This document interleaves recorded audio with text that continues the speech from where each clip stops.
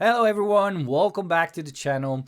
This is another Dragonheir Silence God video, and today we're gonna have a look at the Frost domain. I've done a video yesterday talking about the Flame domain. We saw a full epic comp that works on that one. Today we're gonna have a look at this one. I cannot showcase to you a full epic one because I haven't built the last piece, the last epic that won't be needed for this fight.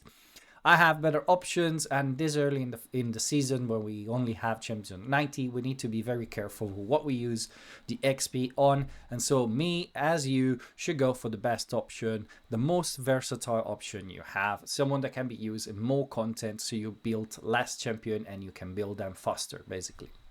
So we're going to showcase one of the champions that are new for season 3, and I'm really impressed with this guy. But let's have a look quickly at the mechanic of the boss to understand what we need for this fight. The boss on this Frost domain has not been changed, at least as far as I'm aware. Place decreased attack on the first skill and the last skill that lasts for 14 seconds. So you kind of have to deal with that unless you can remove it. And on the second skill, basically put a shield on her, and then if you don't break it or remove it at the end of the countdown, he's going to place this entangle for 5 seconds on everybody. They're going to be basically unable to do anything, basic attack, any skills, anything. Nothing is going to happen for those 5 seconds.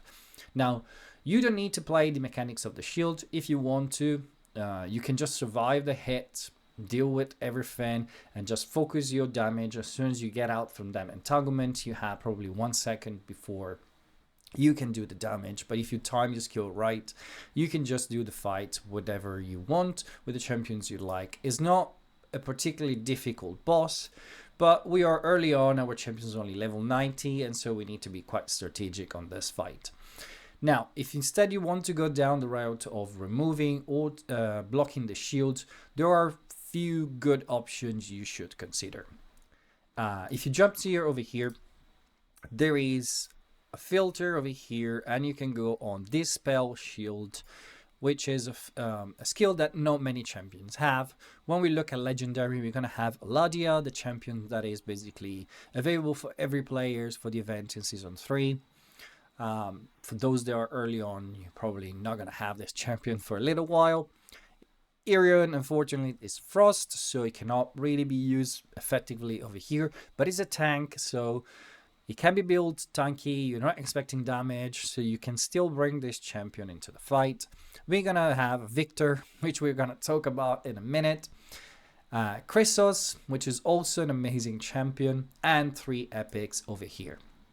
There's going to be another epic we're going to talk about in a second, but basically these 3 epics have skills that remove shield, shock on his ultimate, place attack penalty, recharge spell penalty, and dispel the shield on a 3x3 board, which is really good for this fight. So you're going to be able to basically slow down the boss, take less damage, and remove the shield. You just need to time the skill right.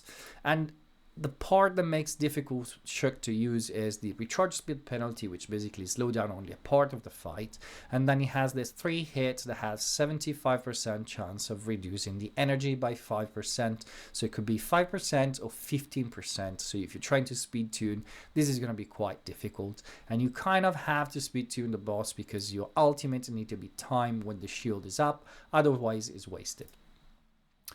The best option, in my opinion, as Epic goes, it's Uchikati, because this champion over here has a defense aura, which can help you if your champions are squishy. You can build them for damage, and then basically it's going to help them keep them alive. On the battle skills, when an ally casts an ultimate skill, the hero grants 10% target max HP plus an Enlightenment shield to them for 5 seconds. This will help your team stay alive and be protected. Deals 300 attack lightning damage to enemy, and remove all shields with a 75 book up to 100% chance of dispelling 1 buff from them. This is particularly good also somewhere else, so this champion is a little bit more versatile compared to the others in my opinion, and more easy to use. On the ultimate, grant defense up to all allies with a range of 10 for 10 seconds, and heal the ally with the lowest HP by 50%. Below 50% with range by 10% target match HP plus 2200 enlightenment. So you're going to have a heal, shield removal, and buff removal if there is any. Now this boss doesn't buff, but this means you can build one champion you can use somewhere else. And so if you have Uchikati, it's definitely a good option. If you're in season 1, for example, great champion for this fight. The last epic from this section is Brody. Brody has a dispel shields on enemy within range, and then deals 600 defense damage on them and grants defense up to himself for 10 seconds on his ultimate. A little bit like Shook, you need to time this right. It's quite good because this champion is melee but is also scaling from defense, so you can build him tanky and expect some damage. The damage output is not that great, but he can do some work.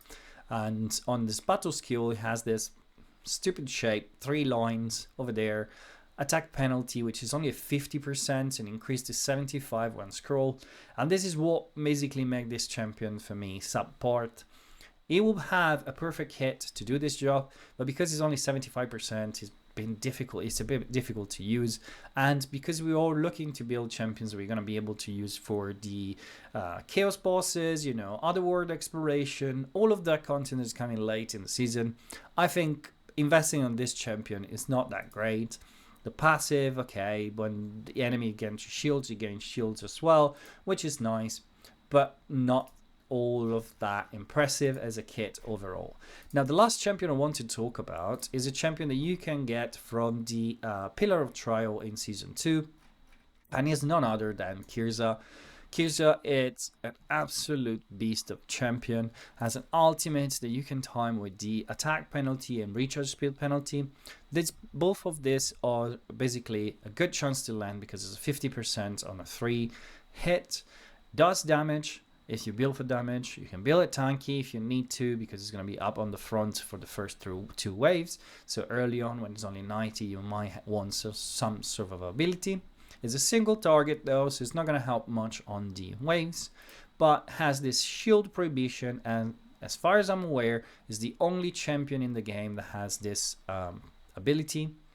This debuff is incredible because it's on a battle skill, so it's quite difficult to time, but it's going to be up most of the fight, and is 100%, so the boss is not going to be able basically to place shield on themselves.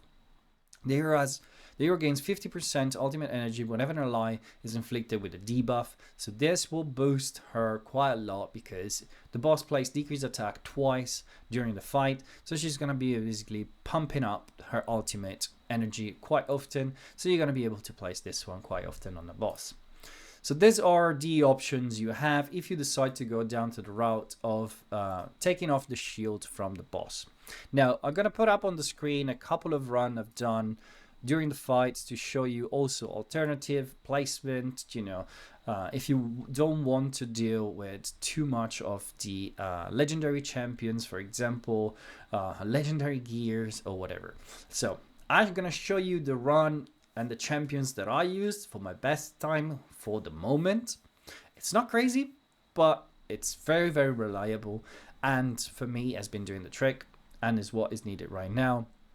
We don't have to run millions of runs right now, so time is relative and you can run it in the background. So let's start from Garius. I've used Garius with the gatekeeper stuff. You don't need that. You can use the eye patch, the new eye patch one, and you stay alive anyway, and the team is going to stay alive anyway. But I want my runs to be more reliable and more quick, and so I'm using the best option I have. I'm using Nathaniel with the Elminster book at the moment to have a little bit more shields and last a little bit longer. Also not needed, you can use the tiara. I'm using Yola with the Witch's Remain. We can use the Crown and Clean here, which does pretty much the same job, only on one target, which is going to stretch a little bit more the time, but again, still doable. I'm using, let's keep him for last. I'm using Zarlot with the eyeball. This also is not really needed. I could actually switch it off, to be honest, to something more useful like the this one over here, the slingshot, which is going to increase my accuracy and my damage from accuracy as well. He's not built with accuracy at the moment, or I can use even the Rivatrix route, which is going to increase the attack, the healing. So it's going to do a bit better. And then Victor. Victor is the last champion. I want to spend some time to talk about the kit because it's really, really impressive. He has a 50 accuracy in all battle, has a captain aura, the passive mark an enemy, and basically when they receive buff or healing, they reduce, when they receive healing, they reduce the healing received and the ultimate energy of the healer, which is really, really useful somewhere else. The battle skills, it's what makes it really good over here. It deals 440 attack fire damage to the enemy and dispels all their buff and remove all their shield, with a 75% chance of inflicting buff prohibition on them for 10 seconds. This book up to 100, and this here makes it really, really good. And also quite versatile somewhere else because it dispels their buff as well on single target, so we can use it on other bosses. And the ultimate, it's full board, single hit, deal 730 attack fire damage to all enemies and converts up to 2 or their buff to random debuff, which inherit the remaining duration of the original buff. After the conversion, if any enemy has less than 2 debuff, there is a 100% chance of inflicting 2 random buff on them for 10 seconds. Randomly selected from the following: attack penalty, accuracy penalty, blind, buff prohibitions, recharge speed penalty. This is really, really great. It's useful pretty much everywhere because we can use it on Grave of Venom to place 2 debuff on everybody full board, so we're not gonna deal with the random hit from the Wisp or the ultimates of the boss. We can use it in Grave of Curse to remove the buff the boss have and prevent him to get him in the first place with block buff from the battle skills. We can use it obviously over here, and we can find use somewhere else where we need control and all of this debuff. It's a bit random, which is not my favorite, but after playing this champion for a little bit, I'm actually starting to love him more and more, and he's becoming one of my favorite champions. I'm using the Hourglass for him, but you can use the Incense Burner. It will make basically no difference. On this kind of content, we don't need to go super crazy. Now, I'm gonna put on the background also some other comps I've been running with the time as well. You can use Elminster over here, bringing decreased attack and decreased accuracy. Also gonna bring some shield for your champion.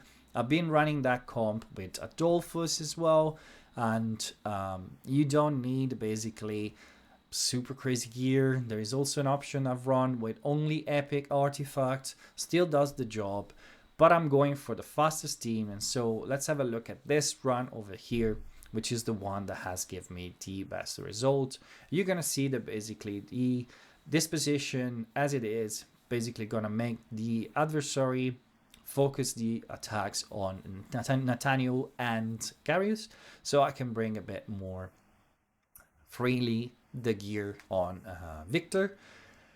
And we're gonna go through the waves without too much of a fuff. We're gonna jump straight to the boss, where you're gonna see basically that Victor is going to remove the shield when the shield goes up randomly at random time. But this is gonna basically allow us to hit the boss always on his HP and not the shield, and it's gonna speed up the run and makes it more reliable and consistent. It's a 3 minutes and a half run roughly.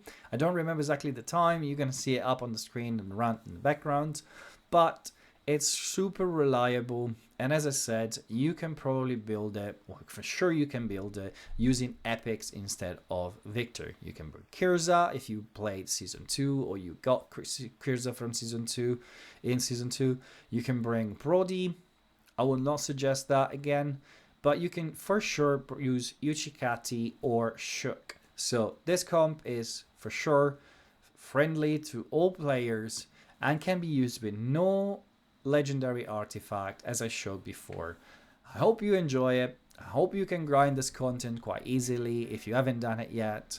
And if you haven't done it yet also, please consider go down in the comments, leave a comment, Like and subscribe, it will help the channel grow. I keep repeating it, but I know that I have to remind to those of you that haven't done it yet. So I'm gonna see you soon with another video about Dragonheir Silence God.